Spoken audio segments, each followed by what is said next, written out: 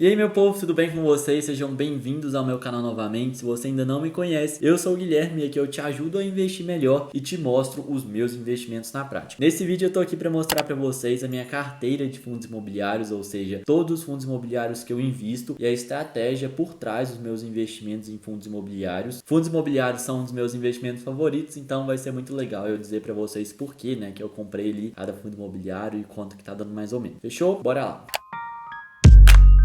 Bom, então aqui eu estou com a minha planilha de balanceamento de fundos imobiliários e ações, né? Vocês até, se quiserem uma cópia dessa planilha, podem entrar no link aí e adquirir de vocês. É uma planilha colaborativa do canal. E aqui na minha planilha tem todos os fundos que eu estou investindo hoje. Não são muitos fundos, mas tem um motivo para eu não ter tantos fundos assim. Bom, então vamos começar falando pelo primeiro ponto então. Por que é importante criar uma carteira de investimentos e ter vários fundos imobiliários diferentes? Ponto 1. Segurança. Quando você tem uma carteira de investimentos, você fica muito mais seguro em casos de crises ou em quedas que tenha em algum fundo imobiliário específico, porque em uma carteira os seus fundos eles ficam diversificados aqui em várias cotas diferentes, e aí se uma cota cai, por exemplo, como essa cota aqui verdinha do MXRF11, todas as outras cotas aqui continuam me pagando rendimentos, né? E aí o meu rendimento ele não é totalmente impactado. Se eu tivesse uma cota só, né? Por exemplo, se o meu gráfico todo aqui fosse completo de uma cota só, como o MXRF11, se ele caísse, aí eu ia parar de receber no geral, porque eu só tenho um fundo imobiliário. Então eu prefiro dividir o meu dinheiro em vários fundos diferentes, porque quando eu faço essa divisão, eu coloco menos riscos na minha carteira, já que se acontece alguma coisa com o fundo, eu tenho outros aí que vão continuar me pagando. Isso daí serve para rendimentos mensais, quanto também na valorização ou desvalorização da cota. Se o fundo cai, você tem os outros ali que podem se manter mais ou menos ali no mesmo valor, e também serve para setores. A gente teve aí momentos,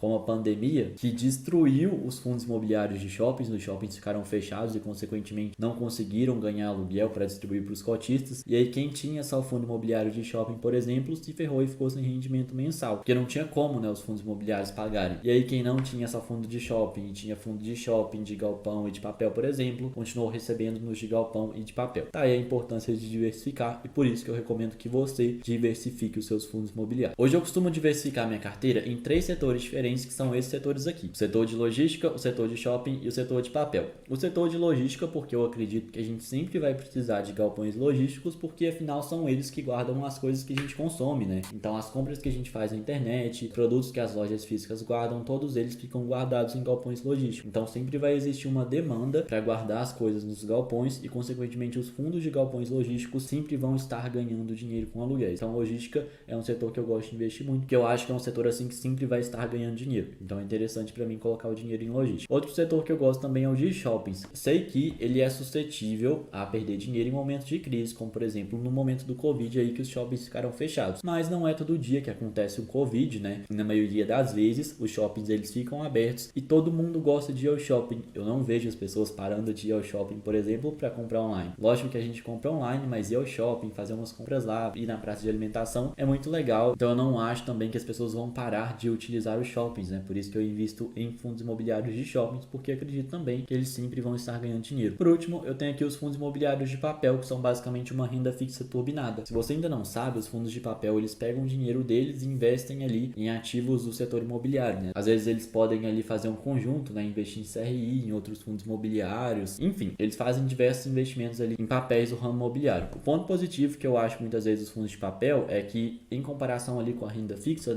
muitos deles conseguem taxas melhores ali de rendimento do que talvez eu, Guilherme, conseguiria investindo em algum investimento de renda fixa. E como eles conseguem taxas melhores e muitas vezes corrigidas da inflação, faz sentido para mim que aí eu ganho um rendimento maior do que eu receberia, por exemplo, investindo ali na renda fixa, né? Lógico que tem um risco do fundo desvalorizar e tudo mais, mas eu estou disposto a receber esse risco pelo rendimento maior aqui que eles me proporcionam e também por ser um rendimento isento de imposto de renda. Então esse aí é o motivo de eu também colocar o meu dinheiro no setor de papel. Dentro de cada um desses setores eu defini porcentagens para colocar em cada um e ficou da seguinte forma: o ideal na minha mente, é que eu tenha 33% em cada setor, 33% em logística, 33% em shopping e 33% em papel. Atualmente a quantidade que eu tenho em logística tá ok, só que a quantidade de shoppings não tá ok, tá 19,7%. Isso aí principalmente porque os fundos de shopping se desvalorizaram bastante na pandemia e também porque ainda me faltam boas oportunidades para investir em fundos de shoppings. Eu ainda estou estudando ali quais fundos eu vou colocar o meu dinheiro, porque atualmente eu tenho um fundo só, que é o VISC11. Por último aqui eu tenho papel, que em teoria teria que ser 33% aqui na minha carteira, só que ele está representando uma quantidade maior, porque atualmente eu vi várias oportunidades de fundos de papel em um bom preço para comprar, né? Então eu resolvi comprar eles porque eles estão dando um rendimento bom e eu consegui pagar, né, um valor menor no fundo do que eles realmente valem. Então eu acabei achando boas oportunidades e aloquei o meu dinheiro mais nesse setor. Mas o objetivo é ficar 33% em cada um aqui no longo prazo. Feito isso, vamos lá para os fundos que estão em cada um desses setores. Começando pelo setor de logística, então, que representa 33% aqui da minha carteira, né? Eu tenho GGRC11, BTLG11 e XPLG11. GGRC11 representa 21% do total de fundos em logística, BTLG11 representa 4% e XPLG11 representa 7,5%. Eu escolhi esses três fundos aqui, né? Deixa eu mostrar para vocês a quantidade que eu tenho em cada um deles, ó. GGRC11 eu tenho 5, XPLG11 eu tenho 2, BTLG11 eu tenho 1. E os motivos de eu ter escolhido esses fundos imobiliários eu vou mostrar aqui para vocês no Funds Explorer foi principalmente porque muitos deles estão com dividend yield ok aí para o setor, né? A maioria deles eu comprei por um preço maior do que o preço que eles realmente valem. Então, por exemplo, aqui o GGRC11 ele vale 130 e hoje ele está sendo negociado aí por 107, né? Não necessariamente eu comprei por 107, mas eu comprei por um preço menor do que o preço que ele realmente vale. Então achei uma oportunidade aí na hora da compra. E a maioria deles aqui, né, eles têm mais de um galpão logístico. Então, por exemplo, o GGRC11 ele tem 15 galpões logísticos, o que garante aí uma diversificação para ele. E se um galpão der problema, né, ele tem outros galpões aí para continuar me gerando renda. Então é uma característica aí muito importante do GGRC11 interessante. Esses galpões eles estão distribuídos aqui, ó, entre vários estados brasileiros e depois vocês podem olhar aí quais galpões tem e quais estados eles têm. Junto a isso, né, obviamente eu verifiquei aqui a taxa de vacância para ver se tinha algum galpão vazio e ó, todos os galpões aí 100% deles estão completos, o que garante bons rendimentos para o fundo. E olhei também os contratos e a maioria dos contratos do GGRC11, né, são contratos para o longo prazo. E aí a junção de todos esses fatores me fizeram aqui comprar o GGRC11. A compra dos outros fundos, que é o BTLG11 e o XPLG11, acompanhou essas mesmas análises. Eu sempre pego ali fundos que têm dividendos constantes, tem uma quantidade maior de galpões para garantir uma diversificação ali e mais segurança ao fundo. Pego o fundo que está num preço ok, não está caro. E eu sempre olho também os contratos do fundo, né, para ver se eles são ali para o longo prazo e me garantem mais segurança. Vou só mostrar o caso aqui para vocês de BTLG11, que é o fundo que eu tenho menos quantidade, só para vocês verem aí o porquê, né, que eu tenho menos quantidade dele. Ele está aberto aqui no Funds Explorer e aí ele tem também um rendimento bom para o setor dele, né, boa liquidez diária. E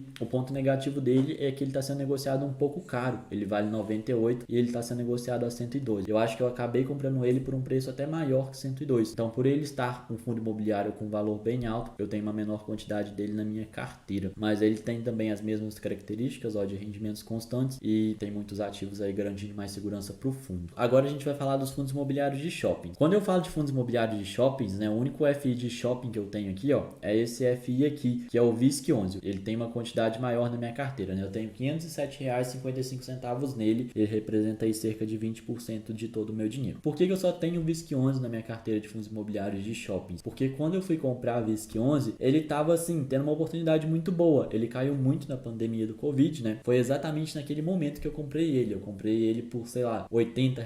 Eu comprei ele muito barato. E aí, por conseguir comprar ele muito barato, né? Eu acabei comprando uma quantidade maior ali porque eu vi uma oportunidade nele. Hoje ele está sendo negociado aí a R$ 102.